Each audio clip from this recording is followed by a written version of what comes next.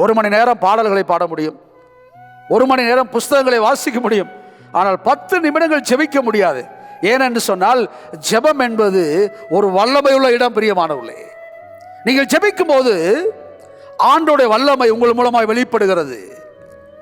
ஆண்டோடைய நாமத்தை சொல்லி என்றைக்கு ஜெபிக்கிறீர்களோ அந்த நேரத்தில் அந்த இடத்தில் கர்த்தருடைய வல்லமை வந்து இறங்குகிறது. ஹல்லேலூயா.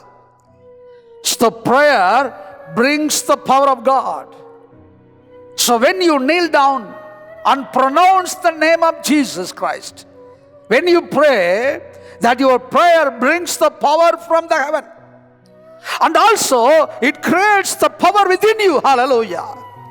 So when you have the power of ability, the power of ability will bring and do the great thing in your life. Hallelujah.